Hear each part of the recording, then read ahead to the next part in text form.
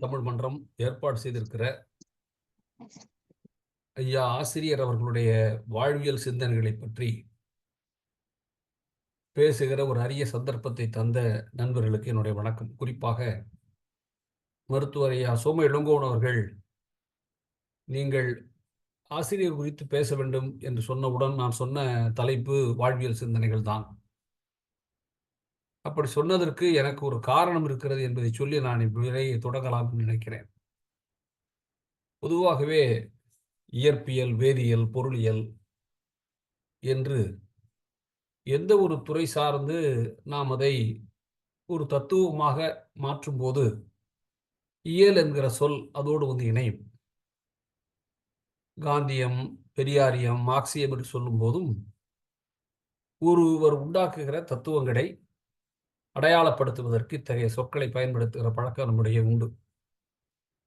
வாழ்வியல் என்ற சொல் இருக்கே, அது ஒட்டுமொத்தமான மனிதனுடைய வாழ்க்கையினுடைய சாறு அல்லது அதனுடைய அடிப்படையான விஷயங்களை தொகுத்து சொல்வது புரிந்து கொள்வதற்கு என்றால் வாழ்வியல் என்று சொல்கிற பழக்கம் நம்மிடையே உண்டு.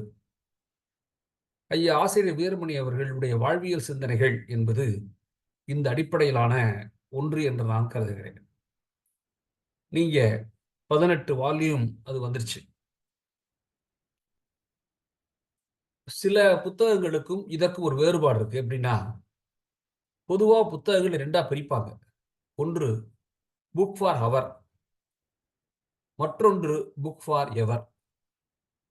அதாவது அந்தந்த நேரத்திற்கான சில புத்தகங்கள் உண்டு நம்மிடையே. ஒரு நல்ல நாவல், ஒரு காமிக்ஸு, கொஞ்சம் பொழுது போவதற்காக படிப்பது, அது அந்த நேரத்திற்கான புக் ஃபார் ஹவர் என்று சொல்லுகிற வழக்கம் உண்டு. புக் ஃபார் எவர் அப்படிங்கிறது காலம் கடந்து ஒரு நூல் பயன்படுமானால் அதற்கு பெயர் புக் ஃபார் எவர் என்று சொல்லலாம்.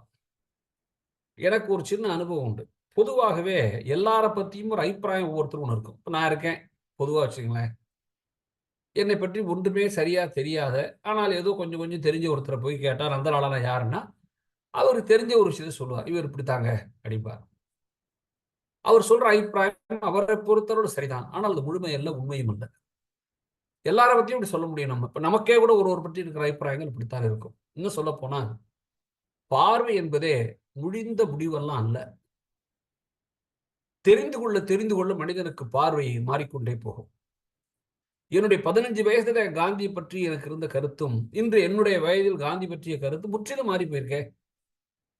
என்ன காரணம்? என்னுடைய சிந்தனை மட்டும் காரணம் இல்ல.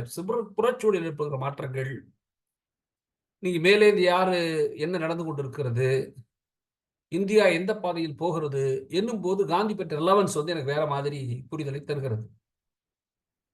இப்படி எனக்கு ஒரு அனுபவம் உண்டு. பொதுவா இப்படி இந்த அபிப்பிராயம்ங்கிறதுல அவரை பற்றிய ஒரு முன்முடிவு, தெளிவற்ற முடிவையே தன் முடிவாக ஏற்றுக்கொள்வது, சொல்வது இதெல்லாம் ஒரு பழக்கம் நம்மட்ட நிறைய பேர்ட்ட இருக்கும். அப்படி பொதுவா ஆசிரியரை பற்றி என் நண்பர் ஒருத்தர் ஒரு அபிப்பிராயம் உண்டு. அவர் என்னங்க ஒரு கருப்பு சட்டை போட்டிருப்பாரு, பெரியார பத்தி சொல்லுவாரு, கொஞ்சம் ஐயர்கள திட்டுவாரு. அவ்வளோதான் என்னங்க அப்புறம்? அப்படிங்கிற மாதிரி நல்ல மனுஷன் தான் அவர். ஒண்ணும் கோளாறான ஆள்லாம் கிடையாது. ஆனா அவருக்கு ஒரு அபிப்பிராயம் உண்டு. நான் ஒரு நாள் என்ன செஞ்சேன், அவர் பேசிட்டே இருந்தாரு. நல்ல நண்பர் தான். அவர் ஒண்ணும் ரொம்ப மோசமான மனிதர்லாம் கிடையாது. அப்படி ஒரு அபிப்பிராயம் உள்ளவரு. நான் என்ன செஞ்சேன், அவருக்கு ஆசிரியர் ஐயாவுடைய வாழ்வியல் சிந்தனைகள்ல ஒரு வால்யூம் எடுத்து குடுத்து, கொஞ்சம் படிக்கிற பழக்கம் உள்ளவர். கொஞ்சம் படிங்க அப்படின்னு சொல்லி குடுத்தேன். அவர் 2 நாள் ஆச்சு. 2 நாள் 2 நாள் 3 நாள் ஆன பிறகு ஒரு ஃபோன் பண்ணாரு. பண்ணி, "நந்தலாலா நான் எதிர்பார்க்கவே இல்லையே நந்தலாலா. நான் தப்பா நெனச்சுட்டேன் போல இருக்கு அவர" அப்படின்னாரு. "விடுங்க அப்ப நேரா பேசிக்குவோம்" அப்படின்ட்டேன். நேரா வந்தாரு. அவரு ஒரு பேங்க் எம்ப்ளாயி தான். என்னன்னு கேட்டேன். "என்ன சார் இவ்வளோ ஒராஷியஸ் ரீடரா இருக்காரு. இவ்வளோ படிச்சிருக்காரு. எத்தன விஷயங்கள பேசுறாரு. ச்ச! நான் அவர பத்தி தப்பா நெனச்சுட்டேன் சார்" அப்படின்னாரு. அப்பதான் நான் என்ன நெனச்சேன்னா, உண்மையாகவே ஆசிரியருடைய வாழ்வியல் சிந்தனைகள் என்கிற இந்த புத்தகம் இருக்கே, இந்த தொகுப்பு இருக்கே, இது வாசிக்கும்போது தான் ஆசிரியருடைய பரந்துபட்ட வாசிப்பின் அல்லது தெரிந்து கொண்ட விஷயங்களின் அவருடைய புரிதலின் பரிணாமமே நமக்கு வந்து என்னவென்றே தெரிய வருகிறது. ஏன்னா, அவருடைய அந்த முதல் வால்யூம்ல வெயிட்லே என்கிறவர் எழுதிய சீட்ஸ் ஆஃப் கிரேட்னஸ் என்கிற புத்தகத்த தான் முன்மொழிகிறார். வாழ்வியல் சிந்தனையுடைய முதல் பாகத்துல வெயிட்லே என்கிற அறிஞர் எழுதிய சீட்ஸ் ஆஃப் கிரேட்னஸ் என்ற நூலில் இருந்து ஒரு வார்த்தையை போடுறார். This is a book to read, reread, study, underline, discuss என்று சொல்கிறார். அதாவது படிப்பதற்கான புத்தகம் மட்டுமல்ல, ரீரீட் திரும்ப படிக்கணும். ஸ்டடிக்கு ரீடுக்கு வித்தியாசம் இருக்குது. ஆழ்ந்து படிப்பது, அடிக்கோடிட்டு படிப்பது, அதன் பிறகு வாதிப்பது என்கிற தன்மையுடைய ஒரு புத்தகத்தை நான் எழுதுகிறேன் என்று சொல்கிறார், ஆசிரியர் சொல்கிறார். அது மட்டும் இல்ல, இந்த நூலை நான் உங்களுக்காக எல்லாம் எழுதலைங்கிறார். இந்த நூலை நான் எனக்காகவே எழுதுகிறேன் என்று சொல்கிறார். சொல்லிட்டு சொல்றாரு, ஒவ்வொரு மனிதனும் தன்னை பற்றி பிறர் விமர்சிப்பதெல்லாம் அப்புறம் இருக்கட்டும், ஒவ்வொரு மனிதனும் தன்னை பற்றி ஒரு சுய விமர்சனம் ஒன்று செய்து கொள்ள வேண்டும். அப்படி செய்து கொள்ளும் போதுதான் ஒருவன் இரட்டை வாழ்க்கை வாழாமல் ஒரு வாழ்க்கை வாழ முடியும் என்று ஒரு அற்புதமான வார்த்தையை அந்த முன்னுரையிலே சொல்கிறார். இப்ப நான் என்ன பத்தின சுய விமர்சனம் பண்ணிக்கிறேன்னு வச்சுங்களேன், நீ யார்ட்டையுமே நான் பேச வேண்டியதில்லை, ஜூம் மீட்டிங் தேவையில்லை, ஒன்றும் தேவையில்லை. நான் தனியாக கொஞ்சம் என்னை பற்றி யோசிச்சேன்னா என்னுடைய பிளஸ் மைனஸ் தெரியும்ல. சின்ன குழந்தைகள் சொல்றோம்ல, ஸ்வாட் அனாலிசிஸ் குழந்தைகள் சொல்றோம்ல, SWOT சொல்றோம்ல, ஸ்ட்ரென்த், வீக்னஸ், ஆப்பர்ச்சுனிட்டி, த்ரெட்னு சொல்லி தரோம்ல, அது நமக்கு பொருந்தாதா என்ன? இத்தனை வயசு கடந்த பிறகு பொருந்தும்ல. அப்படி ஒருத்தன் சுய பரிசோதனை செய்து கொள்வதும், சுய விமர்சனம் செய்து கொள்வதும், செல்ஃப் கிரிட்டிசிசம் செய்து கொள்வதும் அவனை இரட்டை வாழ்க்கை வாழாமல் ஒரு வாழ்க்கைக்குள் செலுத்தும் என்று ஆசிரியர் அந்த முதல் முன்னுரையிலே சொல்கிறார். எனக்கு அப்ப என்ன தோணுதுன்னா, உண்மையிலேயே ஒரு கதை உண்டு தமிழ்ல. ஒரு பார்வையே தெரியாத ஒரு நண்பர் கையில ஒரு விளக்கு எடுத்துக்கிட்டு போறார். எதிர 2 பேர் வர்றான். வர்ற 2 பேருக்குமே தெரியுது இவருக்கு பார்வை தெரியலேன்னு. ஆனா கையில விளக்கு இருக்கு. எதுக்கு இந்த விளக்கு இப்ப இவருக்கு? இவருக்கு தான் பார்வை தெரியாதுல்ல. விளக்கு வச்சு என்ன பண்ண போறாரு இப்போ? அப்படின்ட்டு போயோ, என்னையா உனக்கு தான் பார்வை தெரியலையே, நீ என்ன கையில விளக்கு வச்சிருக்கிற அப்படின்னு கேட்கலாம். இப்போ அந்த சொல்றாரு அந்த பார்வை இல்லாதவர், எனக்கு தெரியும் எனக்கு கண்ணு இல்லைன்னு. ஆனா எதிர வர்றவன் ஏதோ பிராக் பார்த்துட்டு என் மேல முட்டிடக்கூடாதுல்ல, அதற்காக இந்த விளக்கு என்றவர் சொன்னார். இப்ப எனக்கு இந்த நூல் முழுதும் அப்படித்தான் தோணுது. என்ன தோணுதுன்னு சொன்னா, என் நண்பரை பத்தி நான் சொன்னேன்ல, இது மாதிரி வள்ளுவன் சொல்லுவான்ல, கண்ணுடையர் என்போர் கற்றோர் அப்படிமா வள்ளுவன். உனக்கு கண்ணு இருக்குன்னா அதுக்கு என்ன அடையாளம்? நீ படிச்சிருக்கணும். நீங்க படிச்சிருக்கணும்னா ஏபிசிடி படிச்சிருக்கணும்னு அர்த்தம் இல்ல. படிப்பினுடைய அர்த்தம் என்னன்னா, எதையும் ஒழுங்காக நியாயமாக தெரிந்து கொள்வது. அதான் படிப்போட அர்த்தம். அப்போ என் நண்பர் ஒருத்தர் கொடுத்தேன்னு சொன்னால, அவர் யாரு இப்போ? கண் தெரிந்தும் தெரியாதவர் அவர். இந்த நூல் அவருக்கு கை விளக்கு போல் அமைந்தது என்று நீங்கள் மறந்துடக்கூடாது. எனக்கு அப்ப என்ன தோணுதுன்னா, வாழ்க்கை முழுவதுமே ஆசிரியருடைய இந்த விஷயம் இருக்க, இத்தகைய ஒரு அவருடைய பார்வை இருக்க, எனக்கு என்ன மீண்டும் மீண்டும் சொல்ல தோணுதுன்னா, நம்ம ஊர்ல வாழ்வியல்னு சொன்னா சாமியார் கதையோட தான் ஆரம்பிப்பாங்க. நீ பார்த்திருக்கீங்களா நீங்க? எனக்கு தெரிஞ்சு எந்த சாமியார் இப்படி கதை சொல்லி நான் கேட்டதில்லை இதுவரைக்கும். ஆனா, கதை சொல்றவனும் முக்கா சாமியாரா இருக்கிறான், கேட்கிறவன் பாதி சாமியாரா இருக்கிறான். சொல்லப்படுறது முழு சாமியாரை பத்தி சொல்றான். ஆன்மீகம் அப்படிங்கிற சொல்லுக்கு அர்த்தம் வேற. ஆனால் இவன் எல்லாரும் என்ன செய்யறான்னா, வாழ்வியல், வாழ்க்கை பற்றியது என்று சொன்னாலே அன்பு, அறம் இதெல்லாம் வாழ்வினுடைய கூறுகள் அப்படின்னு சொல்லும்போதே, உடனே அதை கொண்டு போய் ஆன்மீகத்தோடு சேர்க்கிறாங்கல்ல. என் பார்வையில் சொல்கிறேன், அப்படியான சிந்தனைகளை உடைத்து வாழ்வியல் என்கிற அறம், அன்பு எல்லாம் பகுத்தறிவு சம்பந்தப்பட்டது என்று நிரூபிக்கிற ஒரு அற்புதமான தொகுப்பை ஆசிரியர் எழுதியிருக்கிறார் என்று நான் கருதுகிறேன். இதனுடைய கான்ட்ரிபியூஷன் எப்படி புரிஞ்சுக்கணும்னா, ஒவ்வொருத்தரும் வாழ்க்கையில பங்களிப்பு என்பது மிக குறைவா தான் இருக்கும். நீங்க ஒரு 100 வருடம் வாழ்ந்தால் கூட, ஆசிரியர் ஒரு கட்டுரையில சொல்றார், கடைசி ஆண்டு அவன் வாழ்வினுடைய இறுதி நாள், ஆசிரியருடைய கட்டுரை இருக்குது, அவனுடைய வாழ்வின் இறுதி நாள், 24 நேரம் தான் லைஃப் இருக்கு இப்போ அவனுக்கு. அவன் படுத்துக்கிட்டு யோசிக்கிறான், இப்போ நம்ம வாழ்க்கைனா என்ன, என்ன செஞ்சிருக்கோம் இப்போ. நீங்க மாமேதை லெனின் ஒரு அற்புதமான வார்த்தை சொல்வார், கட்டிலில் படுத்து இறக்கும் தருவாயில் ஒரு மனிதன் தான் வாழ்ந்தது பற்றி யோசிக்கும் போது தான் வாழ்ந்த வாழ்க்கை சரியென்று நினைத்தால் அவன் வாழ்வு பூர்த்தியானது. நீ 1000 பேர் 1000 சொல்லலாம் உன்னை பத்தி உயர்வா, ஆனா உனக்கு தெரியும் எது உண்மைன்னு. தன்னஞ்செறிவது பொய்யற்க பொய்த்தவின் தன்னஞ்சே தன்னை சொல்லும் நான் வள்ளுவன். யோசிச்சு பாருங்க, நீ படுத்துக்கிட்டு உன்னை பத்தி யோசிக்க உனக்கு முதல்ல பெருமையா இருக்கணும். 4 பேர் ஆளா வச்சு பெருமைப்படுறதெல்லாம் அடுத்த கதை. நான் படுத்தேன்னா என்னை பத்தின பெருமை எனக்கு வர வேண்டாமா? ஆசிரியர் சொல்லுவார், அந்த 24 மணி நேரத்துல படுத்துக்கொண்டு யோசித்தால் அவன் பட்டியலிடுற விஷயம் என்னவா இருக்கும்? நான் நல்லவன்பா, 4 பேர் உதவி பண்ணியிருக்கிறேன். எனக்கு 2 பேர் நல்ல உதவி பண்ணவன்லாம் நல்லா இருக்கிறான். நல்லவங்க, பண்புள்ளவங்க என்று அவனுடைய பேங்க் பேலன்ஸோ அதெல்லாம் ஞாபகம் வராது. அவனுடைய உறவு, குழந்தைகள், நண்பர்கள், வாழ்வில் நடந்த நல்ல விஷயங்கள், தனக்கு பிறர் உதவியது என்று நல்ல பண்புகள் தான் வாழ்க்கையில மனிதனுக்கு வரும் என்று சொல்லும்போது, இந்த வாழ்வியல் சிந்தனைகள் அடிப்படையாகவே நான் இதைத்தான் கருதுகிறேன் நண்பர்களே. 18 தொகுதிகளை ஆசிரியர் மிக சிறப்பாக எழுதியிருக்கிறார். அதுல பல விஷயங்கள் எழுதிட்டு போறார். நான் ஆரம்பத்திலே சொல்லிட்டேன், இது எனக்காக நான் எழுதுகிறேன் என்று அவர் சொல்லிட்டாரு சொன்னேன். எனக்கு எப்பவுமே என்ன ஒண்ணு தோணும்னா, பெரியாரை பத்தி பேசும்போதெல்லாம் நான் ஒண்ணு சொல்றது உண்டு. ஆசிரியர் இந்த 18 தொகுதி பல இடங்களில் பெரியாரை பற்றி ஏராளமான விஷயங்கள் எழுதியிருக்கிறார். அது பெரியாரை பற்றி நூல் மட்டுமல்ல அது. நான் வேறு விஷயங்கள சொல்றேன் உங்களுக்கு. எனக்கு என்ன தோணும்னா, பெரியார் தமிழ்நாட்டுக்கு செய்த பங்களிப்பு அப்படின்னா, இப்படி சொல்லலாம்னு எனக்கு தோணும். நான் பல மேடைகள்ல சொல்றது உண்டு அத. நம்ம சின்ன வயசுல ஒரு கதை படிச்சோம் எல்லாருமே. ஒரு காக்காய்க்கு தண்ணி தாகம் வந்துரும். தண்ணி கிடைக்காம அலையும் காக்கா. போய் ஜாடியில உட்கார்ந்து தண்ணி குடிக்கிற கதை அத்தனை பேரும் கேட்ட கதை பள்ளிக்கூடத்துல. எல்லாரும் படிச்சிருப்பீங்க. நிச்சயமா தெரிஞ்சிருக்கும். ஏன்னா சாய்ஸ்ல விட முடியாது அந்த வயசுல. நல்லா படிச்சிருப்போம். அந்த கதைய பற்றி நான் தான் மேடையில முதலே சொன்னேன் அத. சரி இந்த கதை எழுதினவன், காக்கா போய் ஜாடியில உட்காரும், மூக்க விடும். தண்ணி எட்டாது. கல்லெல்லாம் பொறுக்கி போடும். தண்ணி மேல வந்தோனே குடிச்சிட்டு பறந்து போகும்னு கதை எழுதியிருக்கான். ஏன் இந்த கதை எழுதினவன் காக்காய உட்கார வச்சான்? ஒரு ஓவியம் தானே! படக்கதை தானே அது. ஏன் கிளிய உட்கார வச்சிருந்தா கூட அழகா கொண்டு வந்திருக்குமே! ஒரு பானை ஜாடியில அழகா கிளி உட்கார மாரி படம் வரைஞ்சா நல்லா இருக்காதா? காக்கைய விட அழகா தான் இருக்கும். ஒரு கொக்கு வச்சா ஸ்ட்ரா போட்டு குடிக்கிற மாரி கூட குடிச்சிட்டு போயிடலாம். ஏன் காக்கா எழுதுனான் ஒரு ஓவியன்? தமிழ்நாட்டு ஓவியன். ஏன் தெரியுமா? காக்கா தான் பறவைகளில் அதை கீழ் கீழ்மட்ட பறவைன்னு சொல்லுவாங்க. ஒரு காமன் பேர்ட் அப்படி சொன்னா இன்னும் கொஞ்சம் நல்லா புரியும். காக்கை ஒரு காமன் பேர்ட். அவன் என்ன சொல்றான்னா, ஒரு சூழ்நிலை நன்றாக அமையாதபோது, புத்தியோடு யோசிப்பது கருப்பான காக்கைக்கும் இயலும் என்றும் சொல்கிறான். ஏதோ புத்தியா இருக்கிறதெல்லாம் வெள்ளையா இருக்கவனுக்கு சம்பந்தப்பட்டதல்ல. புத்தியோடு இருப்பது கருப்பா இருக்கவனுக்கும் சாத்தியம். அவனும் யோசிப்பான், சூழ்நிலையை வெல்வான், அறிவோடு இயங்குவான் என்பதை காகத்தின் வடிவில் ஒரு ஓவியன் கதைன்னு சொல்றான். ஒரு எழுத்தாளன் சொல்றான். இது தமிழ்நாட்டில் எழுதப்பட்ட கதையா என்று நான் இது தொலைக்காட்சியில் சொல்லும்போது, அ அங்க நிகழ்ச்சி ஒருங்கிணைத்துக் கொண்ட நண்பர் என்ன கேட்டார். தமிழ்நாட்டு கதை என்று சொன்னேன். ஏன் தமிழ்நாட்டு கதை என்றால், இப்படி ஒரு கதையை தமிழ்நாட்டுக்காரனால் மட்டும் தான் யோசிக்க முடியும். ஏன்னா இங்கே தான் பெரியார் பொறந்தார். மறக்காதீங்க. அப்போ தன்னை பற்றி இழிவுகளை துடைத்துக் கொள்வது என்பது இருக்குல்ல, அதுதான் பகுத்தறிவுடைய மிகப்பெரிய பணி. நான் யாருக்கும் கீழ இல்ல. எனக்கு மேல் ஒருத்தர் இருக்கணுங்கிற அவசியம் இல்லை.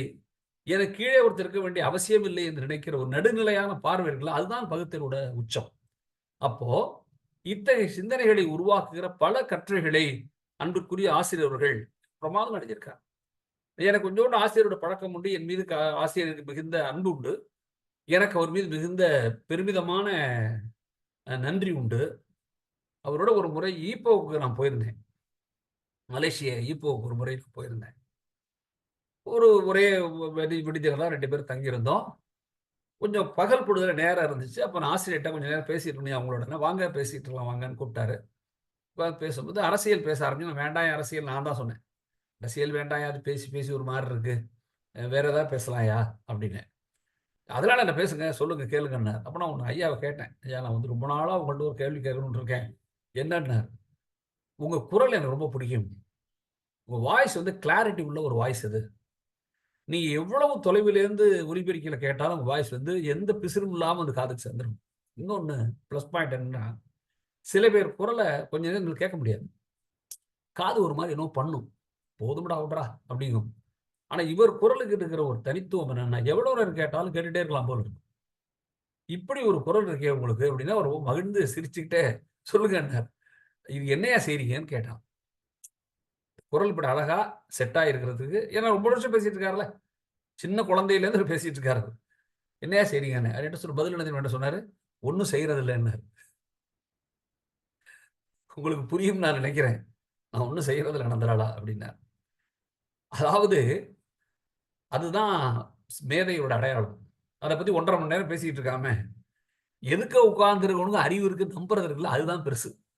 நீங்க பல நேரத்துல என்ன தப்புன்னோம்னா, எதுக்க இருக்கவனுக்கு அறிவே இல்லைன்னு நினைச்சுட்டு விளக்கிக்கிட்டே இருப்போம். அதுதான் போர் அடிக்கும்.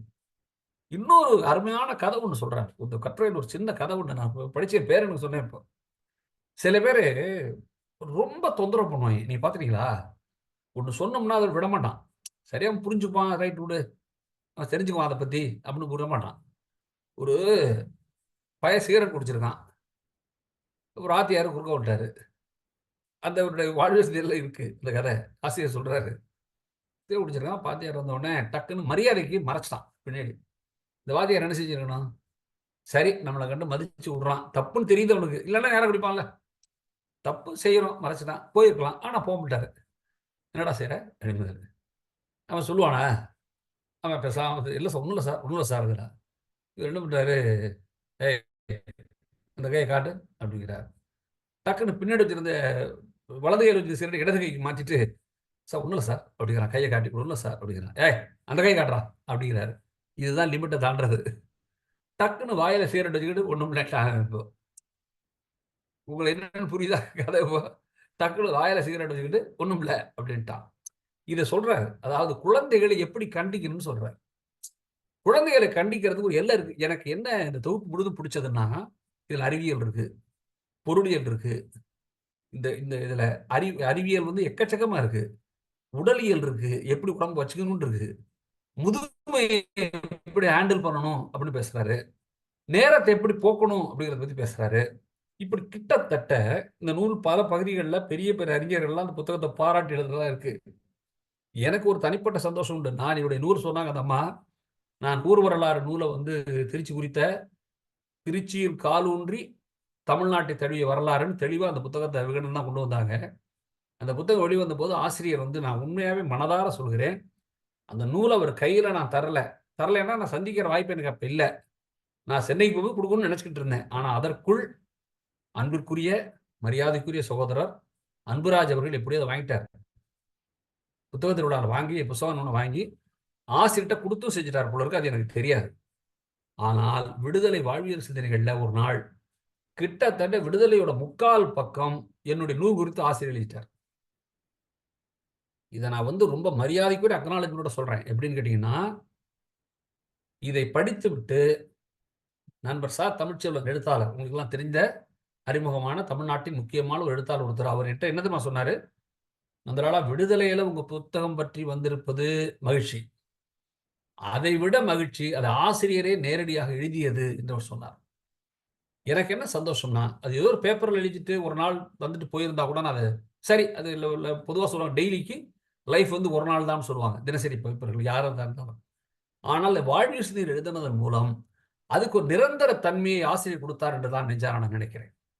நான் அதனால தான் என்னுடைய 2ஆம் பதிப்பு என்னுடைய நூல் வந்தபோது, ஆசிரியர் இதுல ஒரு ஒரு முக்கியமா ஒண்ணு எழுதினார். என்னுடைய எழுத்து பற்றி. நந்தலாலாவோட எழுத்து வந்து தராசு மாதிரி நேர்மையானது என்று எழுதினார். ஏன்னா, என் புஸ்தகத்துல சமயபுரம் கோயிலை பற்றிய வரலாறு இருக்கு. பெரியார் மாளிகை பற்றிய வரலாறு என் புத்தகத்துல இருக்கு. பெரியார் மாளிகை பற்றிய வரலாறு நான் எழுதும்போது தான் உண்மையாகவே சொல்கிறேன். மரியாதைக்குரிய பெயர் சொல்ல வேண்டாம். ஒரு மூத்த அதிகாரி மிக உயர்ந்த நிலையில் கொடுத்திருந்தார் என்ட்ட. நந்தலாலா திருச்சி பற்றி யார் எழுதினாலும் சமயபுரத்துல எழுதுவாங்க. அது ஒண்ணும் தவிர்க்க முடியாத ஒன்று. ஆனா நீங்க எழுதுனதுனால தான் பெரியார் மாளிகையும், பாப்பா மாநாத்தும், கல்யாண சுந்தரம் புத்தகத்தில் வந்திருக்கிறார்கள் என்று அவர் தெளிவா எனக்கு சொன்னார். அப்போ இந்த பார்வைய நமக்கு யார் தந்ததுன்னு நீங்க நினைக்கிறீங்க?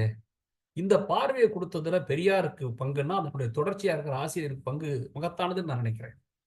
இந்த நூல் முழுதும் நான் தேடி தேடி பார்க்கும்போது எனக்கு என்ன தோணுதுன்னா, நண்பர்களே, வாழ்க்கையினுடைய அறிவியலாக பகுத்தறிவின் துணையோடு எப்படி மேம்படுத்துவதுங்கிறதா இன்னைக்கு இருக்கிற பெரிய சிக்கல் வாழ்க்கையில. சின்ன பசங்களுக்கு கூட அது இன்னும் புரியாம இருக்கு.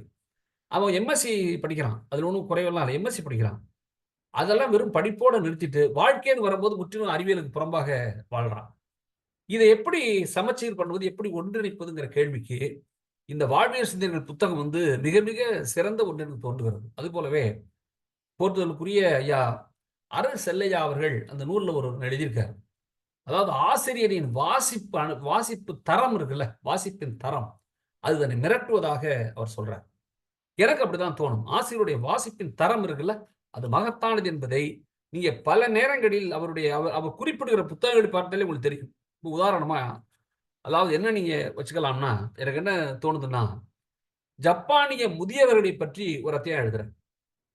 ஜப்பான் முதியவர்கள் வாழ்வியல்ல இக்கிகை அப்படின்னு ஒரு பகுதி பற்றி எழுதுறார். ஒரு சின்ன கிராமம்.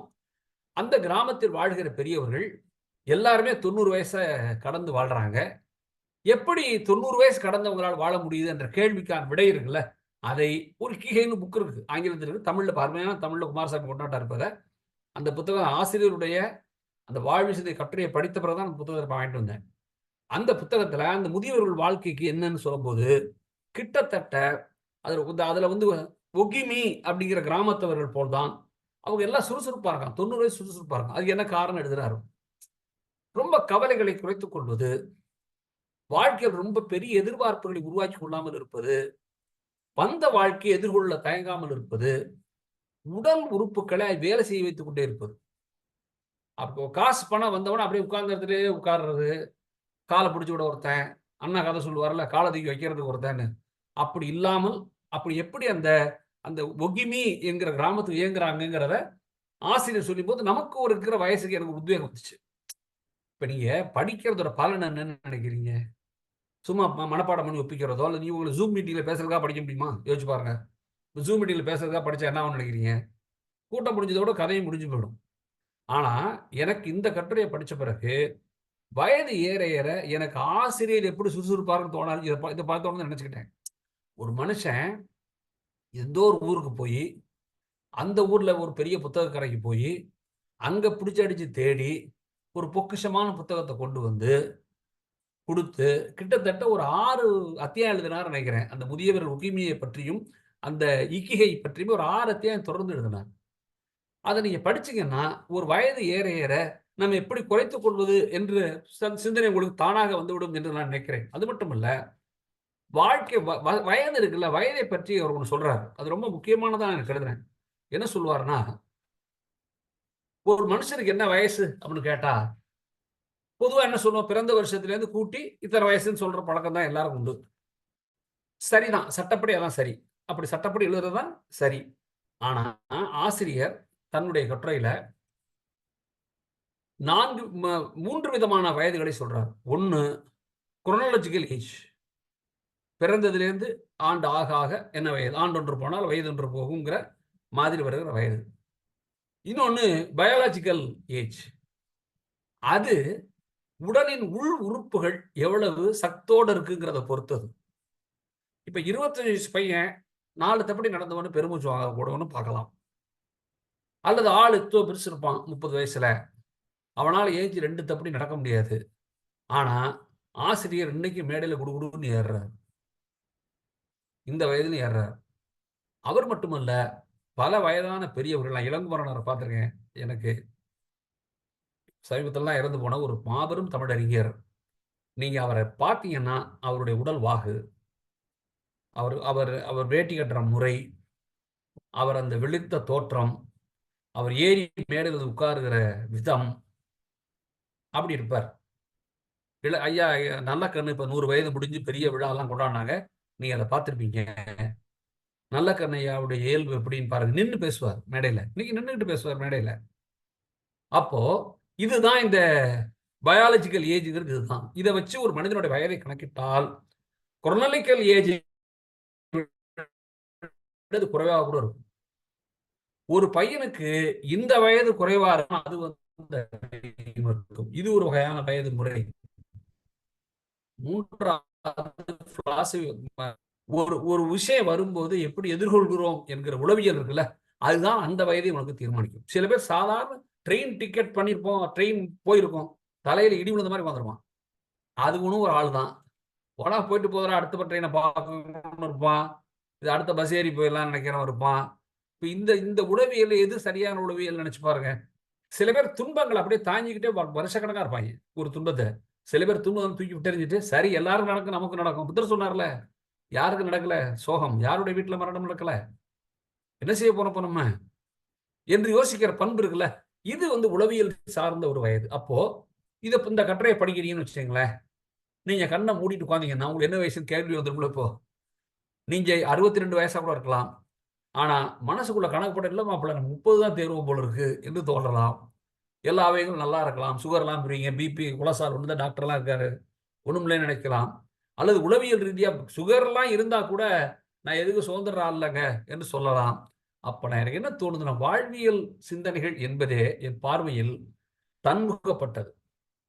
அதனால தான் ஆசிரியர் உங்களுக்கு எழுதுனதில்ல, எனக்கு எழுதுறதுங்கிறார். எனக்கு எழுதுன்னு அவர் சொன்னதுடைய பொருள் என்னன்னா, படிக்கிற ஒவ்வொருத்தரும் இது நமக்கு எழுதுனது என்று புரிந்து கொள்வது. இது ஒண்ணும் ரெஃபரன்ஸ்க்கு இல்ல. இத இப்படி பார். அன்றே சொன்னார் அறிஞர் அண்ணான்னு சொல்ற பேச்செல்லாம் இருக்குல்ல, அதுபோல அல்ல. இது எனக்கு என்ன சொல்லுது என்று சொல்ல வைக்கிறதுக்குல்ல, அதுதான் இந்த நூலுடைய மிகப்பெரிய பலம் என்று நான் கருதுகிறேன். நண்பர்களே, பொதுவாவே நீங்க என்ன மனசு வச்சுக்கணும்னா, இந்த சிந்தனைங்கிற வார்த்தை இருக்குல்ல, சிந்தனைங்கிற வார்த்தை. ஐயா பெரியாரிலிருந்து எல்லோரும் மிக மிக அதிகமாக சொல்லுகிற சொல் அது சொல். எனக்கு என்ன இந்த சொல்ல தோணுதுன்னா, நான் சமீப காலங்கள் என் மேடையில சொல்றேன். என்னன்னா, மனிதன்கிறவன் யாரு? அப்படின்னு கேள்வி கேட்டா, இப்ப நமது சராசரியா நீங்க எல்லாம் பல பேர் அமெரிக்கால இருப்பீங்க, சில பேர் இந்தியாவுல இருப்பீங்க. யார் எங்க இருக்கீங்கன்னு எனக்கு தெரியாது. ஒவ்வொரு நாட்டுக்கும் ஒரு சராசரி வயசு ஒன்று இருக்கு. இப்ப ஜப்பான் சராசரி வயது என்பது மிக மேல. சைனாவும் அதை நோக்கி போயிட்டு இருக்காங்க. இந்தியாவுல இன்னைக்கு சராசரி வயது 68. இன்னைக்கு நம்ம நம்ம நாட்டுக்கு. நமக்கு 47ல என்ன சராசரி வயது இந்தியர்களுக்கு? நான் அறிந்த வரையில் 38. இன்னைக்கு 2024, நாளைக்கு 2025. ஆமா. உங்களுக்கு எல்லாம் என்னுடைய புத்தாண்டு வாழ்த்துக்களை முதல்ல மறந்துடாம சொல்லிக்கிறேன். வந்து 38 இருந்தது. இன்னைக்கு 68. எப்படி ஏறுச்சு? சரி. ஒப்பிட்டு பார்த்தா சிங்கம் இருக்கு. அதான் காடுகளின், வனங்களின் ராஜா. அதானே பலசாலி அதானே பலசாலி. அதனுடைய சராசரி இன்னைக்கு என்ன? ஆண் சிங்கத்துக்கு ஒரு சராசரி வயது இருக்கு. பெண் சிங்கத்துக்கு ஒரு சராசரி இருக்கு. 12லேருந்து 18. ரஃப்பா வச்சுக்கங்க. 47 அதனுடைய சராசரி வயது என்ன? அதேதான். இந்த 16, 18, 14, 18 தான் சிங்கத்துக்கு அன்னைக்கு, இன்னைக்கு. என் கேள்வி, ஏன் சிங்கத்தின் சராசரி ஏறல? ஏன் மனிதனுக்கு ஏறுச்சு? ஏன்னா, அதெல்லாம் ஒண்ணும் மந்திரத்தினால நடக்கல. போய் ஜெபம் பண்ணதுனால நடக்கல. போயி கோயில்ல அர்ச்சனை பண்ணதுனால நடக்கல. அல்லது போய் வேண்டுதல் பண்ணிக்கிட்டு மொட்டை அடிச்சதுனால நடக்கல. எதனால நடந்துச்சுன்னா, மனிதன் மட்டும் தான் தனக்கு நேர்ந்த துன்பங்களைப் பற்றி அவன் யோசிக்கிறான். ஏன் நெருப்பு வந்து புடிச்சா எரியுதுன்னு யோசிக்கிறான். அப்ப நெருப்புல செத்தோம்னா, நெருப்புலேருந்து தள்ளி எப்படி போறதுன்னு யோசிக்கிறான். ஏன் பசி வந்தா நமக்கு சாப்பாடு கிடைக்கலன்னு யோசிக்கிறான். வேளாண்மை வந்து சேருது. எப்படி இந்த செடி தானா முளைக்குது? நம்ம முளைக்க வைக்க முடியாதான்னு யோசிக்கிறான். யோசிச்சு யோசிச்சு பார்த்தீங்கன்னா, ஒரு இயற்கை பேரிடர், விபத்து, மரணம் போன்ற பெரும் தொற்று போன்ற பெரும் பெரும் அழிவுகளிலிருந்து மனிதன் தன்னை காத்துக்கொண்டே வந்ததால் தான் அவன் சராசரி வயது இன்னைக்கு 68ஆ மாறியிருக்கு. அப்போ ரொம்ப அடிப்படையில் மனித வாழ்வின் மகத்தான சாதனை சிந்தனையால் வந்தது. சிந்திக்கிற மனிதன் மட்டும் தான் தப்பிச்சு மேல போயிருக்கிறான். இந்த சிந்தனைகளை கூர்த்திட்டுவதுதான் இந்த ஐயா ஆசிரியருடைய இந்த புத்தகத்தினுடைய தலையாய பணி என்பது என்னுடைய கருத்து. இதை பல்வேறு விதங்களில் கூர்த்திட்டுக் கொண்டே போகிறார். நான் அடிக்கடி சொல்றது உண்டு. இந்த இவருடைய இது எழுதும் பரப்பு நான் ஒண்ணு சொன்னேன்ல. அத நீங்க நூல நீங்க அநேகமா எதுக்க இருக்கிற எல்லாருமே முழுமையாக படித்தவர்கள், அது பற்றி அறிந்தவர்கள். நான் ஒண்ணும் புதுசா இந்த நூல் என்னன்னே தெரியாத ஒரு 4 பையன்கிட்ட நான் பேசிட்டு இல்ல இப்போ. இந்த இணைப்பில இருக்கிற எல்லாருமே ஆசிரியர் வந்து வாழ்வியல் சிந்தனைகளை நன்கு படித்தவர்கள். இந்த பரப்பு இருக்குல்ல, அதுதான் என்னை மிரட்டுகிற ஒரு விஷயம். அதுதான் இன்னைக்கு நான் பேச விரும்பியதே. நீங்க நம்ம எவ்வளவு முயன்றாலும் நம்முடைய டேஸ்ட் இருக்குல்ல, நம்ம ஒரு புத்தக தேர்வு, நம்ம படிக்கிற விஷயங்கள்லாம் இருக்குல்ல, அது வயது ஏற ஏற ஒரு ஒரு குறிப்பிட்ட இதுல வந்து சேர்ந்துரும். நீங்க அதுக்கு சோதிச்சு பார்க்கணும்னா என்ன செய்யலாம்னா, உங்க புத்தக அலமாரி இருக்குல்ல, அந்த புத்தக அலமாரியில கைக்கெட்டுற தூரத்துல என்னென்ன புத்தகம் இருக்குன்னு போய் பாருங்களேன். புத்தக அலமாரியில கைக்கெட்டுற தூரத்துல என்னென்ன புத்தகம்னு பார்த்தீங்கன்னா, நீங்க என்னவா மாறியிருக்கீங்கன்னு அறியாமலே தெரிஞ்சு போயிடும். சில பேர் புதினங்களா படிப்பாங்க. சில பேர் ஷார்ட் சிறுகதைகளா படிப்பாங்க. சில பேர் வரலாறா படிப்பாங்க. சில பேரு சயன்ஸ் ஃபிக்ஷன் படிப்பாங்க. சயன்ஸ் சில பேர் படிப்பாங்க. சில பேருடைய புத்தகம் வந்து பொருளாதாரம் சம்மந்தப்பட்டதா இருக்கும். ஆனால் என்ன ஆகும்னா, கொஞ்சம் ஆரம்பத்தில படிக்க ஆரம்பிச்சு, மெல்ல மெல்ல உங்கள அறியாமலே வந்து இப்படி ஒரு இடத்த வந்து சேர்ந்துருவோம். ஒரு குறிப்பிட்ட துறை சார்ந்து சேர்ந்துருவோம். ஆசிரியர் ஒரு கட்சியினுடைய தலைவர். தொடர்ந்து பயணம் செய்கிற வேற பயண ஒரு பயணி. ஏராளமான அறிக்கைகளை அரசியல் ரீதியாக ஒவ்வொரு நாளும் சொல்ல வேண்டியிருக்கு. இந்த அண்ணா யூனிவர்சிட்டில பிரச்சனையா? அவர் அறிக்கை எழுத வேண்டியிருக்கு. எதை குறித்து எழுத வேண்டியிருக்கு. அப்போ தன்னை அப்டேட் பண்ணிக்கிட்டே இருக்க வேண்டிய தேவை ஒண்ணு இருக்கு. அன்றன்று நடக்கிற அரசியலுக்கு அவர் பதில் சொல்ல வேண்டிய பொறுப்புல இருக்கிறாரு. ஆனால் அதே ஆசிரியர் ஒரு பக்கத்துல எதை படிச்சிடுறாரு? ஜப்பானிய வாழ்க்கை முறையை படிச்சிடுறாரு. தொற்றுநோய் பற்றி படிச்சிடுறாரு. ஏன் சைனாவில் தொற்றுநோய் எப்படி எதிர்கொண்டார்கள் என்று அவர் பேசுறார். அப்போ எனக்கு என்ன தோணுதுன்னா, அவருடைய அறிவின் பரப்புல அவர் அறியாமலே ஒரு பெரிய தாகம் ஒண்ணு இருக்கு. நீங்க அந்த தாகம் அடங்கிருச்சுன்னா நம்ம கத்துக்கிறது நின்று போகும். இந்த தாகத்தை மனுஷன் அவனாகவே காப்பாத்திட்டே வரணும். அது ரொம்ப முக்கியம். கான்சியஸா காப்பாத்திட்டு வரணும். ஓஹோ! நம்ம இத விட்டோம் போல இருக்கே என்று நோக்கி அது ஓடுறது இருக்குல்ல, அது ரொம்ப ஆசிரியர் எனக்கு மிக மிக பிடித்த ஒன்று என்பதை இந்த கூட்டத்தில் நான் இந்த இணைப்பில் இந்த இணைய வழி கருத்தரங்கில் நான் சொல்லிவிட விரும்புகிறேன் நண்பர்களே. அதுபோலவே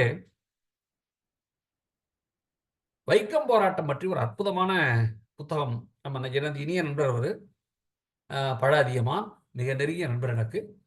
அவர் பாரதியின் கவிதைகளை கூட பாரதியின் கவிதைகளின் அந்த சொற்கள் சேர்ந்து இருக்குல்ல, அதையெல்லாம் பிரித்து பதிப்பித்த ஒரு ஆசிரியரும் கூட.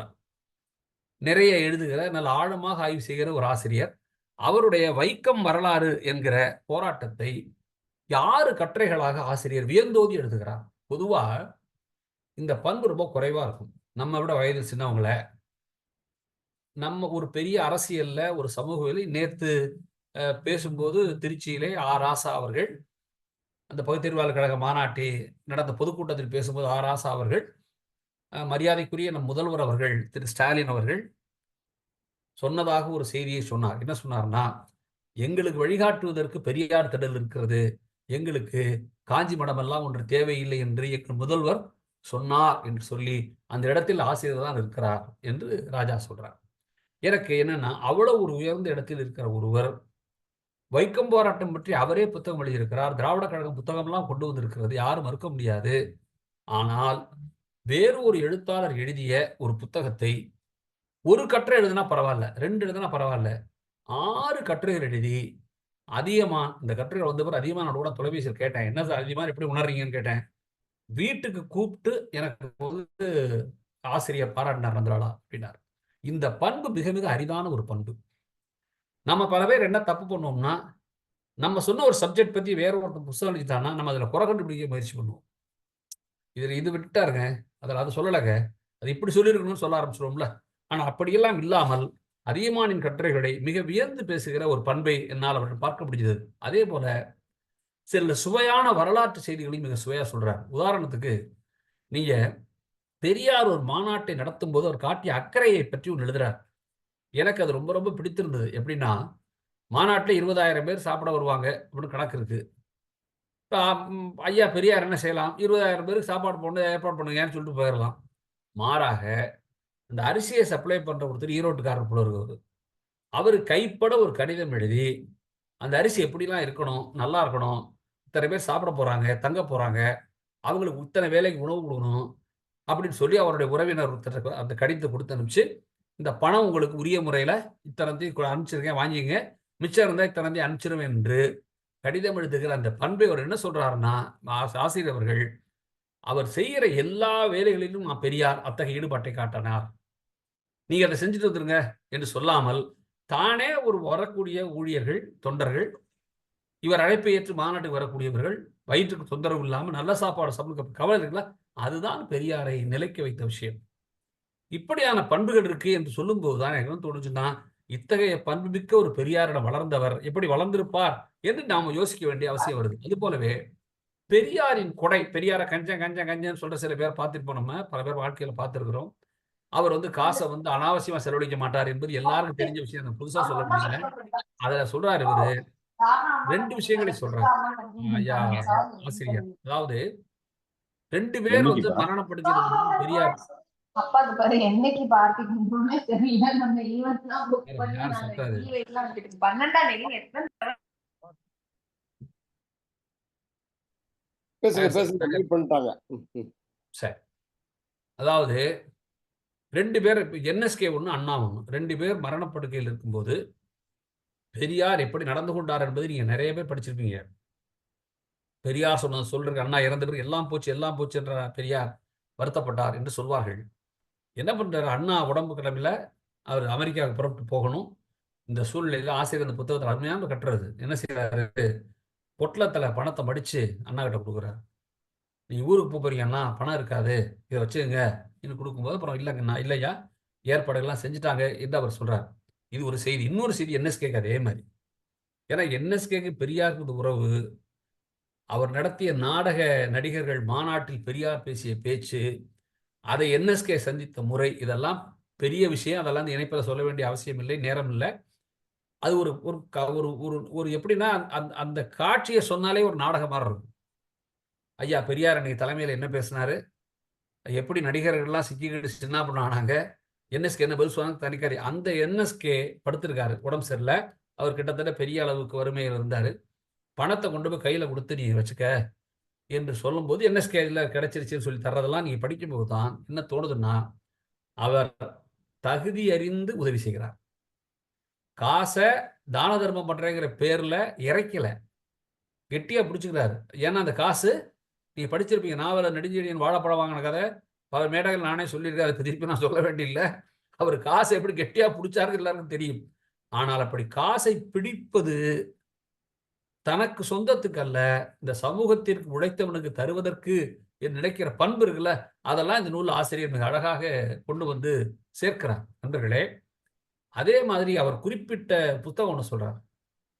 தான் மிக மிக மிக படிக்க விரும்பிய சிறந்த புத்தகமாக டோனி ஜோசப் எழுதிய ஆதி இந்தியர்கள் என்கிற நூலை சொல்றார். இந்த இடத்துல அவங்களுக்கு குறிப்பிட்டு சொல்லணும். ஏன்னா இப்ப சமீபத்தில் நாங்க எங்கள் அமைப்பு தரங்கம்பாடியில ஒரு சிறந்த கருத்தரங்கத்தை நடத்தணும். என்ன கருத்தரங்கம்னா, சிந்துவெளி நூற்றாண்டு அறிவிக்கப்பட்டது 100வது ஆண்டு. இது உங்களுக்கு தெரியும். சிந்துவெளி பண்பாடு என்பது அறிவிக்கப்பட்டு 100வது வருடம் இந்த வருடம். இதை ஒரு கருத்தரங்கமாக நாங்கள் கொண்டாடினோம். அந்த கருத்தரங்கத்தில் உரையாற்றுவதை நாங்கள் டோனி ஜோசப்பை அழைத்திருந்தோம். அதான் முக்கியம், அதுதான் சொல்றேன், நான் அழைத்திருந்தோம். ஆனால் அவர் வெளியில் ஆஸ்திரேலியாவில் இங்கு இருந்ததனால் வர முடியலை. ஆனால் இணைப்பில் வந்து எங்களோடு பேசினார். அந்த கருத்தரங்கத்து தலைமை இருந்தது ஆர் பாலகிருஷ்ணன் தான். ஆசிரியரால் மிக கொண்டாடப்படுகிற, இன்று ஏறக்குறைய அமெரிக்கா மாதிரி நாடுகளுக்கு பலமுறை வந்து தன்னுடைய சிந்துவெளி ஆய்வுகளே, அவருடைய புகழ்பெற்ற வார்த்தை உங்களுக்கு தெரியும், சிந்துவெளி விட்ட இடமும் சங்க இலக்கியம் தொட்ட இடம் ஒன்று என்கிற புள்ளி வந்து பாலகிருஷ்ணனுடைய கண்டுபிடிப்பு. மறந்துடாதீங்க, நான் கண்டுபிடிப்புங்கிற வார்த்தையை தெரிந்தே சொல்கிறேன். சிந்துவெளி விட்ட இடமும் சங்க இலக்கியம் தொட்ட இடமும் ஒன்று என்பது பாலகிருஷ்ணனின் கண்டுபிடிப்பு. அந்த பாலகிருஷ்ணன் எனக்கு தலைவந்தாங்கினார். அந்த டோனி ஜோசப் ஆதி இந்தியர்களை பற்றி எழுதிய புத்தகத்தை வெகுவாக ஆசிரியர் பாராட்டுகிறார். ஏன்னா சிந்துவெளி நாகரிகம் யாருடைய நாகரிகம், அது எப்படி திராவிடர்களின் நாகரிகம், ஏன் ஆரிய நாகரிகம் இல்லை என்கிற விஷயங்களை எல்லாம் வழக்கமான ஒரு டோன் இருக்குல்ல, அதில் சொல்லாமல் ஒரு ஆய்வுகளின் தரவுகளின் அடிப்படையில், ஒரு மானிடவியலின் அடிப்படையில் டோனி ஜோசப் அதுக்குள் வரையறுக்கிறார் அந்த புத்தகத்தில். இதை ஆசிரியர் பாராட்டி கொண்டே வரும்போது, அது நான் புத்தகம் நான் படிச்சிருக்கிறேன். அவருடைய உரையை நான் தரங்கம்பாடியில் கேட்டேன், டோனி ஜோசப் உரையை நான் கேட்டேன். சிந்துவெளி குறித்து எனக்கு கொஞ்சம் தெரியும். ஆசிரியர் அந்த உரையை படிச்சுட்டே வரும்போது ஒரு இடத்துல நான் எங்க ரொம்ப ரசித்தேன் என்ற ஆசிரியரை, அந்த நூலை மொழிபெயர்த்த குமாரசாமியை குறிப்பிடுகிறார். PSV குமாரசாமி தான் அந்த நூலை மொழிபெயர்த்தவர். உங்கள தமிழ்ல மொழிபெயர்ப்பாளர்களை பற்றிய பார்வை உங்களுக்கு ஒழுங்கா இருக்கா என்கிறது ஒரு டெஸ்ட். இது நீங்க ஒழுங்கா மொழிபெயர்ப்பு புத்தகங்களை படித்திருந்தால்தான் இந்த இடத்த உங்களால பேசவே முடியல, பேச முடியாது உங்களால. PSV குமாரசாமியுடைய பலமா நான் நினைக்கிறது என்னன்னா, டோனி ஜோசப்போட புத்தகத்தை மொழிபெயர்க்கும் போது மட்டும் இல்ல, நீங்க சிறந்த அறிவியல் நூல்கள் இருக்குல்ல, அந்த அறிவியல் நூலை மொழிபெயர்க்கும் போதும் குமாரசாமியோட மொழிபெயர்ப்பு பிரமாதமா இருக்கும். இத்தகைய மொழிபெயர்ப்பு நுட்பம்ங்கிறது கைவருவது கலை. யாருக்கு மொழிபெயர்ப்பு சாத்தியப்படும்னா, ஒரு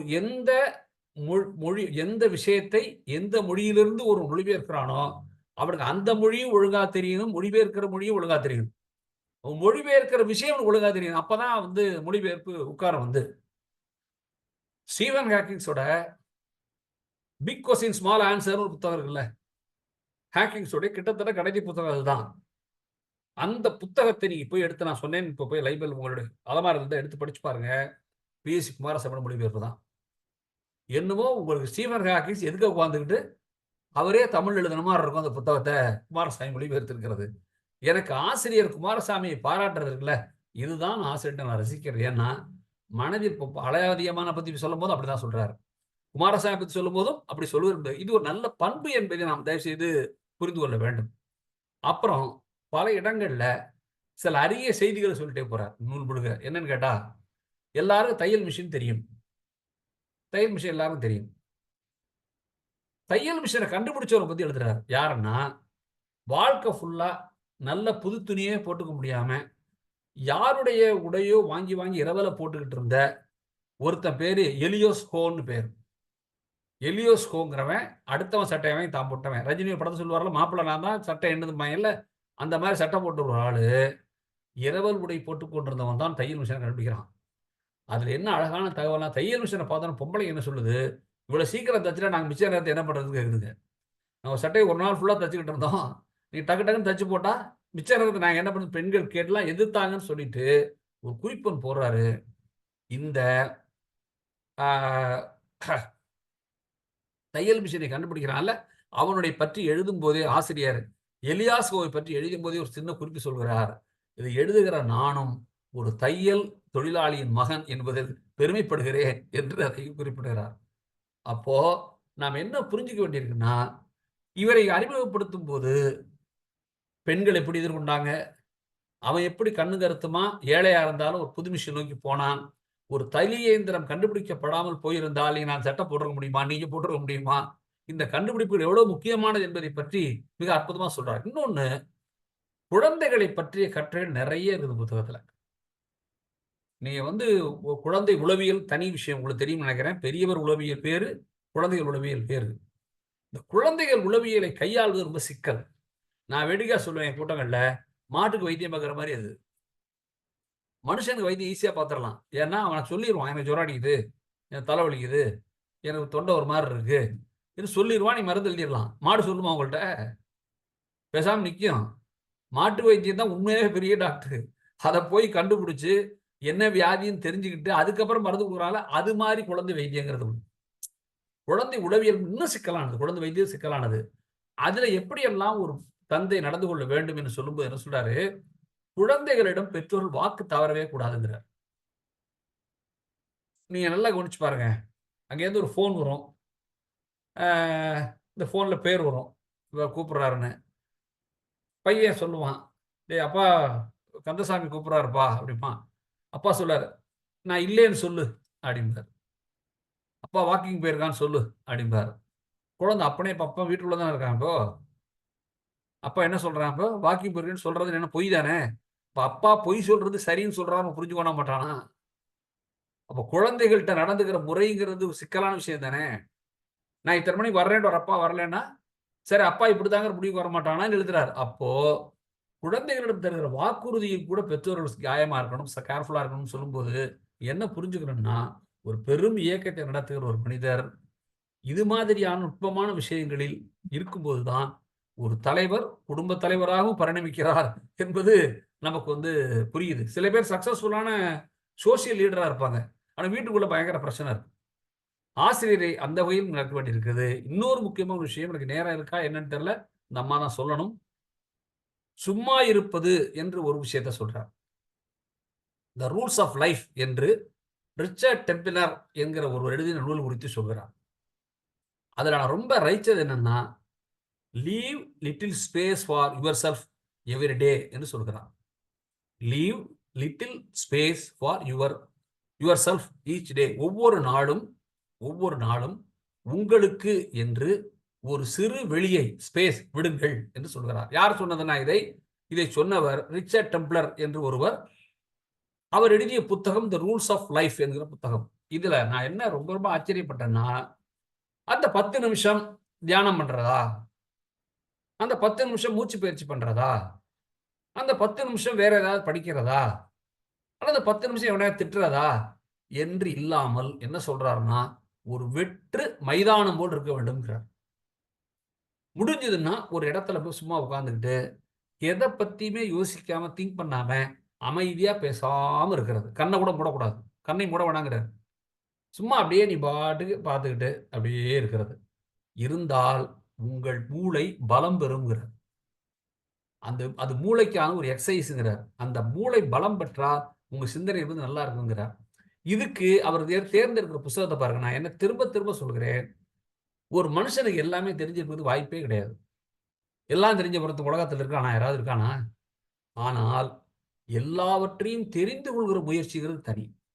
எல்லாம் தெரியும் என்கிற பாவலா வேறு, தெரிந்து கொள்கிற முயற்சி என்பது வேறு. ஆசிரியர்கிட்ட நான் ரொம்ப ரசிக்கிறதே, இவ்வளவு பரப்பளவு மிக்க விஷயங்களை வாழ்க்கையில் தெரிந்து கொள்வதற்கு இந்த வயதிலும், அவருடைய இந்த வயதிலும் சலராமல் உழைக்கிறதும், அதை தன் கட்சியில் இருக்கிற உறுப்பினர்களுக்கு, தோழர்களுக்கு, தமிழ் சமூகத்திற்கு, தான் நடத்துகிற ஒரு பத்திரிகையில் தொடர்ந்து எழுதுவதும் என்பதே மிக மிக முக்கியம் என்று தோன்றுகிறது. அதே போல கலைஞரை பற்றி ஒரு கட்டுரை எழுதியிருக்கார். ஏன்னா இன்னைக்கு வந்து கன்னியாகுமரியில சிலைக்கு பாலம் வச்சாச்சு விவேகானந்தருக்கும். அது ஒரு தனி விஷயம் இல்ல, தனி விஷயம். கலைஞர் வந்து வள்ளுவர் சிலை அமைத்த போது வாலி ஒரு கவிதை சொன்னார். எல்லோரும் எல்லோரும் காகம் அமரத்தான் சிலை அமைப்பார்கள். எல்லோரும் காகம் அமர சிலை அமைப்பார்கள். கலைஞர் மட்டும்தான் மேகம் அமர சிலை அமைத்தார் என்று வாலி அந்த கவிதையில சொன்னார். கலைஞர் சொல்ற ஒரு ஜோக் உண்டு, அது இருக்கட்டும், பரவாயில்ல, பேசியாச்சு. அத இப்போ சட்டமன்றத்துல கேள்வி வருது. நான் ஏன் இந்த கேள்வி பதில் ஆசிரியர் தான் குறிப்பிடுறாரு. இந்த ஒரு கலைஞரை நகைச்சுவை அப்படிங்கிற தலைப்புல ஏன் இந்த இந்த இதை சொல்றேன்னா, இன்னைக்கு தான் கன்னியாகுமரியில வள்ளுவர் சிலைக்கும் பாலம் அமைச்சு ஒரு இது, ஆமா, கண்ணாடி பாலம் அமைச்சு ரொம்ப அழகா இருக்கு அந்த பாலம். போய் பார்க்கணும் அவசியம். வண்ண விளக்குகளால் ஜொலிக்கிறதை நியூஸ்ல பார்த்தோம். அதுல இது சம்பந்தமா ஒரு சட்டமன்றத்துல குமரி ஒரு எம்எல்ஏ ஒருத்தர், நூறு முகமது நினைக்கிறேன் அவரு, அவர் கலைஞரை கேள்வி கேட்கிறார். என்ன கேள்வி கேட்கிறாருன்னா, குமரியில தொழிற்சாலை அதிகமா இல்ல, தொழிற்சாலை இல்லைங்கிறது உண்மைதானே, தொழிற்சாலை அதிகம் இல்ல. கலைஞரின் சொல்றார், முதல்வரின் பார்வை குமரியின் மீது திரும்புமா அப்படிங்கிறார். முதல்வரின் பார்வை குமரியின் மீது திரும்புமா அப்படிங்கிறார். கலைஞர் எழுந்திருச்சு, குமரியின் மீது கடைக்கன் பார்வை வைக்கும் அளவுக்கு எனக்கு வயது இல்லை இப்போது அப்படிங்கிறார். குமரியின் மீது கடைக்கன் பார்வை வைக்கும் அளவிற்கு எனக்கு இப்போது, அவர் வயசாகி போச்சு இல்ல, வயதில் எனக்கு என்று சொல்கிறார். ஆசிரியர் சொல்கிறார், கலைஞருடைய நீள் வயதிற்கே காரணம் அவர் நகைச்சுவை உணர்ச்சி தான்ங்கிறார். அவர் இது மாதிரி 7-8 கலைஞருடைய நகைச்சுவை எல்லாம் வரிசையா கொண்டு வந்து கையில கொடுக்கிறார். இப்படியெல்லாம் கலைஞர் இருந்தார் என்று சொல்லும்போது, நண்பர்களே, நிறைவா ஒன்று சொல்றேன். அவர் எழுதிய ஒரு முக்கியமான ஒரு கட்டுரை ஆபிரகாம் லிங்கனுடைய கடிதம். இந்த வந்து கிட்டத்தட்ட நினைப்பிற்கு உங்க எல்லாருக்கும் ஓரளவு தெரிஞ்சிருக்கு நம்புறேன். தெரியலைன்னா தப்பு. அந்த லிங்கனுடைய கடிதம் வரலாற்று புகழ்மிக்க கடிதம். ஒரு அப்பா பையன்கிட்ட என்ன எதிர்பார்ப்பாரும் தெரிஞ்சுக்கணுமா, அந்த கடிதம் நீங்க படிக்கலாம். ஒரு ஆசிரியர் பையன்கிட்ட என்ன சொல்லித்தரணும் படிக்கணுமா, அந்த கடிதத்தை படிக்கலாம். அல்லது தன்னை பற்றி சமூகம் என்ன எதிர்பார்க்கும் என்று ஒரு மாணவன் தெரிஞ்சுக்கணுமா, அவன் அந்த கடிதத்தை படிக்கலாம். அமெரிக்காவோட பிரசிடண்டா இருந்தவர், ஜனாதிபதியா இருந்தவர் லிங்கன்.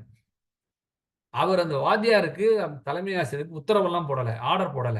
மாறாக ஒரு கடிதம் எழுதுகிறார். என்னுடைய மகன் இந்த கடிதம் முழுசா இருக்குது, 2-3 விதமா இருக்குது. ஆசிரியர் மொழிபெயர்ப்பு இருக்கு, ஆசிரியர் இல்லாத வேறொரு சிலரும் அந்த கடிதத்தை போட்டிருக்காங்க புத்தகங்கள்ல. என் மகனுக்கு வந்து இப்படி எழுத ஆரம்பிச்சு சில விஷயங்களை சொல்லுவான். அதாவது, தவறுகள் செய்து பாஸ் ஆவதை விட ஒழுங்காக இருந்து ஃபெயில் ஆவது சிறந்தது என்று என் மகனுக்கு சொல்லிக் கொடுங்கள் அப்படின்னு. எவ்வளவு அழகு பாருங்க இது. தவறு நம்ம என்ன சொல்லி தரோம் இப்ப, எப்படியாவது பாஸ் பண்றா, ஆமா, என்ன செய்ய எனக்கு தெரியாது, நீ பாஸ் பண்ணிடணுங்கிறோம்ல. என்ன செய்யுமோ தெரியாதுன்னு அர்த்தம் வேற வேற அர்த்தம். நீ என்ன வேணாலும் செய்ய, பிட் அடி, காப்பி அடி, எல்லாம் அர்த்தம். அவன் சொல்லுவான், தவறுகள் செய்து பாஸ் ஆவதை விட ஒழுங்காக இருந்து ஃபெயில் ஆவது சிறந்தது என் மகனுக்கு சொல்லிக் கொடுங்க அப்படிமா. இன்னொரு இடத்துல, தரையில் கிடந்தெடுக்கிற $5 விட உழைத்து சம்பாதிக்கிற $1 உயர்ந்தது என்று என் மகனுக்கு சொல்லிக் கொடுங்கள் என்பான். இன்னொரு இடத்துல, பொறுமையாக இருப்பதற்கான துணிச்சலையும் தொடர்ந்து துணிச்சலோடு இருப்பதற்கான பொறுமையையும் என் மகனுக்கு சொல்லிக் கொடுங்கள் என்று சொல்வார். இவ்வளவும் சொல்லிட்டு கடைசியில, ஏன் தெரியுமா உங்களுக்கு சொல்கிறேன், நான் அவனின் தந்தை, அவனின் சின்ன மகன் என்று கழித்து முடிப்பான். இதை விட உங்களுக்கு கல்வி பற்றி என்ன சார் சொல்ல முடியும்? நீங்க பக்கம் பக்கமா இவ்வளவு பெரிய கல்வி பற்றி ஆன் எஜுகேஷன் சொல்லிட்டு என்னென்னமோ பேசுறதுக்கு பதிலா இந்த ஒரு கடிதம் எல்லாத்தையும் பேசுதில்ல, இந்த கடிதத்தை கொண்டு வந்து நிறுத்துகிறார். நண்பர்களே, நான் நிறைவா சொல்லி முடிக்கிறேன். மூளையை பாதுகாக்க 10+10 20 வழிகள் சொல்றார் ஒரு கட்டுரையில. ஒரு கட்டுரையில மூளைகள் பாதுகாக்க 10 வழி, இன்னொரு கட்டுரையில மூளையை பாதுகாக்க 10 வழி. இந்த 2 10+10 20 கட்டுரைய 20 வழிகள் நீங்க படிச்சிட்டீங்கன்னா எந்த வயதிலும் உங்கள் மூளை நல்லா இருக்கும். அதற்கு நீங்க மூளைங்கிறது ஏதோ தனி ஒரு ஒரு வஸ்து அப்படின்னு புரிஞ்சுக்க வேண்டாம். அது உடலோடு சம்பந்தப்பட்ட ஒன்று. உடலில் ஏற்படுகிற மாற்றங்கள், டாக்டர்லாம் இளங்கோவன் போன்ற மருத்துவர் முன்னாடி இதை நான் சொல்றேன், தவறா எடுத்துக்க கூடாது. உடலில் ஏற்படுகிற பல விளைவுகள் மூளையை பாதிக்கும். மூளையில் ஏற்படுகிற பல ரசாயன மாற்றங்கள் உடலை பாதிக்கும். இது 2 ஒன்றோடு தொடர்புடையது. அதனால தான் அந்த 10, 10, 20 சொல்றேன். அந்த 10, 10, 20 வழியில ஏன் தூங்கணும் சரியா? ஏன் வயிறு புடைக்க சாப்பிடக்கூடாது? என்று பல்வேறு விஷயங்கள் எழுதிட்டு போறார். அப்போ ஆசிரியர் அவர்கள் ஒரு பக்கம் சமூக நோய்க்கு பெரியார் என்ற மாமருந்தை கையில் கொடுத்தால், இன்னொரு பக்கம் ஒரு தனி மனிதன் மேம்பாட்டுக்கான விஷயங்களை தனித்து பேசுகிறார். எனக்கு என்ன தோணும்னா, வாழ்வியல் சிந்தனைகளை பொறுத்தளவில் ஆசிரியருடைய மிக மிக முக்கியமான பங்களிப்பாக எதிர்காலத்தில் நூல் மாறும் என்பதை நீங்க மறந்துடாதீங்க. வாய்ப்பு இருந்தால் நான் ஆசிரியர்கிட்டே ஒரு முறை சொன்னேன். இந்த மொத்தம் 18 வால்யூம் வந்திருக்கு.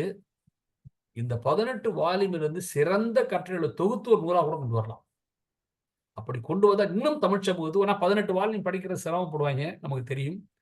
இன்னைக்கு இருக்கிற பசங்க ஒரு வாட்ஸ்அப்ல படிச்சு படிச்சு பழகிட்டான். அவனை புத்தகமே படிக்க முடியல. அவனை 15 வரைக்கும் மேல போனா அவனால எதையும் படிக்க முடியல. இதுல திருவள்ளுவர் தான் பெரிய அறிவாளி. இப்படி வாட்ஸ்அப்லாம் வரும்னு தெரிஞ்சு அப்பவே 1.5 வரையில் எழுதி போயிட்டான் பாருங்க ஒரு ஆளு. என்ன இப்படிலாம் வரப்போதரா சாமின்னு தெரிஞ்சு எழுதுறத 1.5 வரையில் எழுதிட்டு, அது மறக்க முடியாத மாதிரி, நல்லா புரிஞ்சுக்கணும், அதை மறக்க முடியாத மாதிரி ஒரு சந்த ஒழுங்குக்குள் எழுதினார்ல. முதவரியை சொன்னா அடுத்த வரி தானா வந்துருது இல்ல. அப்பட இந்த ஒரு தொகுப்பை யாராவது சிரமப்பட்டு செய்வதற்கு செய்தால் பெரிய பங்களிப்பாக மாறும் என்று சொல்லி விடைபெறுகிறேன். நன்றி, வணக்கம்.